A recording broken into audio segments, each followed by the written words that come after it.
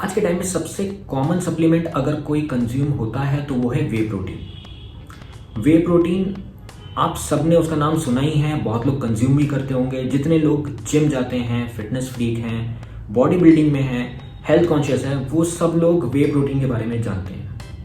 And आज की date में जब हम घर पे ये बोलने की कोशिश करते हैं कि हमको प्रोटीन खरीदना है, तो यूजुअली हमारे पेरेंट्स वाली जनरेशन में एक डर है, उनको पता नहीं होता है कि क्या है। उनको लगता है कि ये दवाई है, ये हमारी बॉडी में जाने के बाद पता नहीं क्या करेगा, ये अच्छा नहीं है हमारे शरीर के लिए।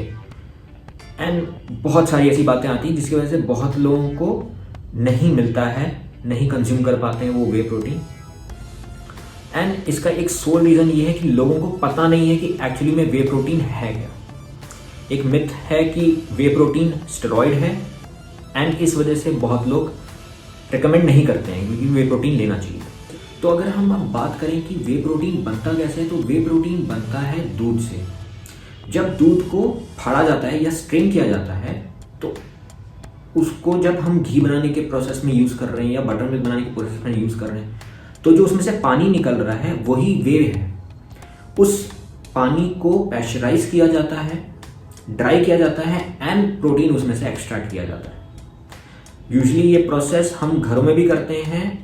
घर में जब घी बनाते हैं या छाछ बना रहे हैं, तो ये पानी को हम निकाल के फेंक देते हैं। जो पानी हम फेंक रहे हैं वही वे है। अब बात आती है कि वे में एक्चुअली होता क्या है। तो वे जो है वो आपका कंप्लीट फूड है।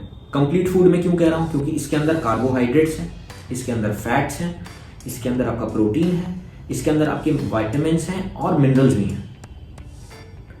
आपके सारे एसेंशियल अमाइनो एसिड्स, आपके जितने भी अमाइनो एसिड्स होते हैं वो सारे इसके अंदर प्रेजेंट हैं। चाहे आप ब्रांच चेन अमाइनो एसिड की बात कर लीजिए, चाहे आप एसेंशियल अमाइनो एसिड्स की बात कर लीजिए। ठीक है। ग्लूटामीन, सबसे ज्यादा इसके अंदर ग्लूटामीन होता है।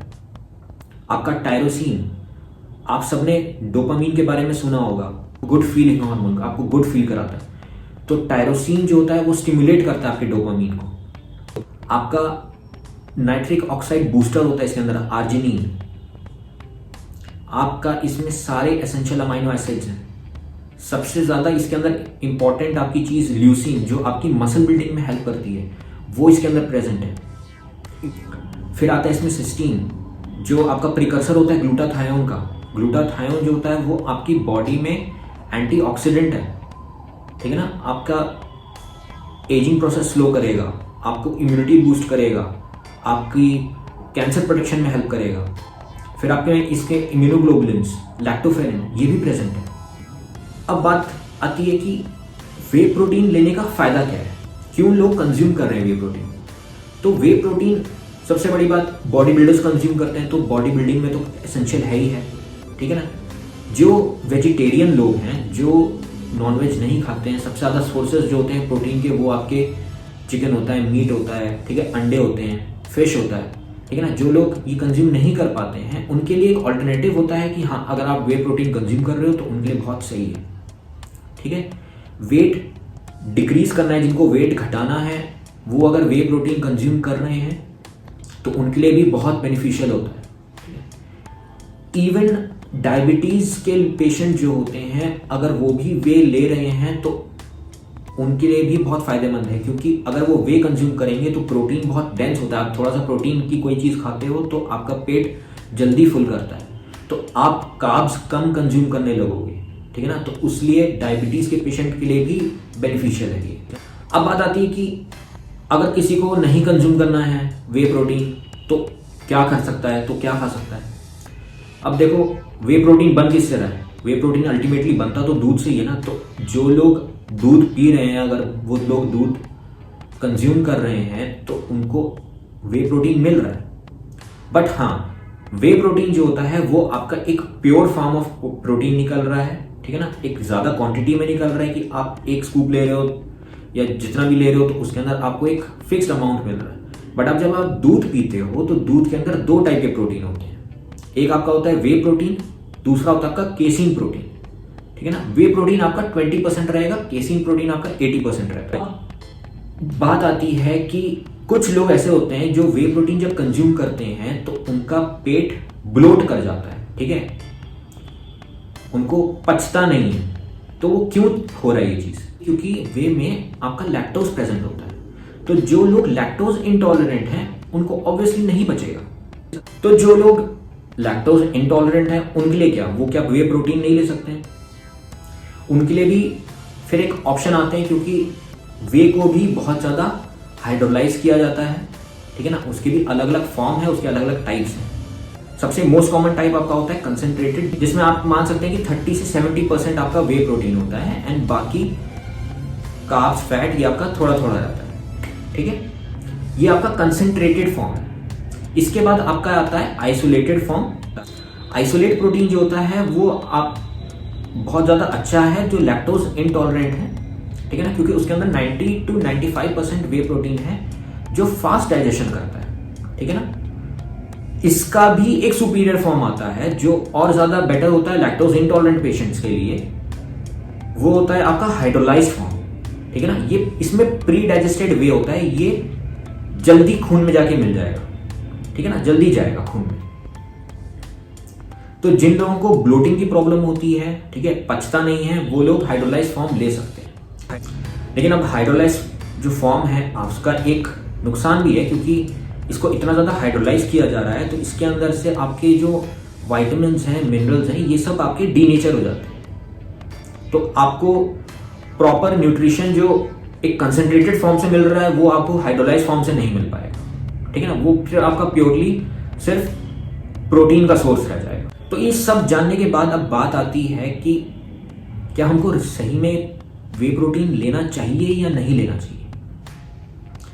तो इंपॉर्टेंट बात यह है कि इसका नाम ही सप्लीमेंट है, ठीक है ना।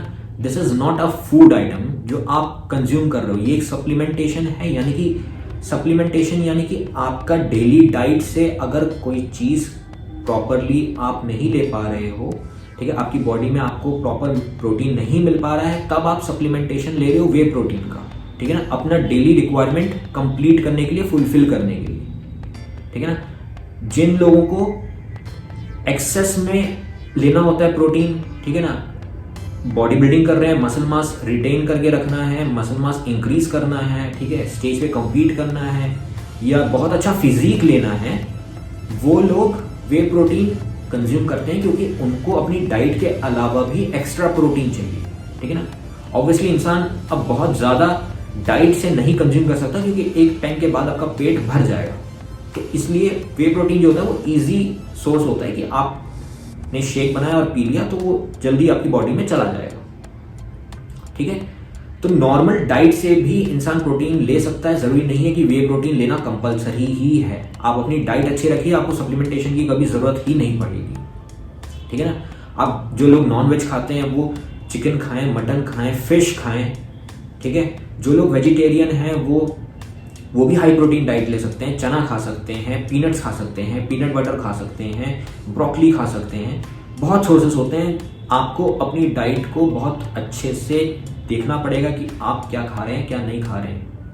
आई थिंक ये बहुत इंपॉर्टेंट होता है कि हम सबको ये चीज़ की नॉलेज रहे कि हम जो भी चीज़ कंज्यूम कर रहे हैं, हमारी शरीर में जो भी चीज़ हम डाल रहे हैं, उसके बारे में हमको नॉलेज रखनी चाहिए। हमें पता होना चाहिए कि हम क्या खा रहे हैं। एंड मैंने यहाँ पे देखा है कि इंडिया में ये बहुत कॉमन चीज़ है कि लोगों को पता नहीं होता है, वो बस किसी को आइडलाइज कर रहे हैं, किसी को देखा, किसी ने बोल दिया, किसी ने रेकमेंड कर दिया, बिना सोचे समझे वो चीज़ वो कंज्यूम कर लेते हैं एंड फिर बहुत दिक्कत आती है, ठीक है ना। जब हॉस्पिटल्स में हम पेशेंट देखते हैं तो ऐसे बहुत सारे पेशेंट होंगे जिनको पता ही नहीं होता है कि एक्चुअली में उनको हुआ क्या है या क्या हो रहा है, क्या नहीं हो रहा है, ठीक है। बट बाहर की कंट्रीज़ में ऐसा नहीं होता है। बाहर की कंट्रीज़ में सब लोगों को नॉलेज होती है, चाहे वो डिजीज़ के बारे में हो या कोई प्रोडक्ट के बारे में हो, कि जो चीज़ वो कंज्यूम कर रहे हैं वो नॉलेज एक्वायर करते हैं एंड वहाँ पे इच्छा होती है लोगों को। यहाँ पे इच्छा ही नहीं होती है एंड इस वजह से बहुत ज़्यादा दिक्कतें आती हैं।